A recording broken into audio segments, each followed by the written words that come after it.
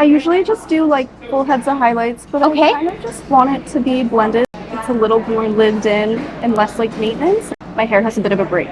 The biggest thing is this demarcation line right here. By looking at this photo and then looking at your hair and bringing up your foils in like your T-zone area around your face so you don't have that harsh dark line anymore. Do some freehand painting on your end. Pick out any buildup of old toner, dullness, and any drab blonde. And then really go in afterwards, do a lot of the magic and the toning, and do a little bit of a root melt for you. How is that sounding? That sounds perfect. Okay, let's get going.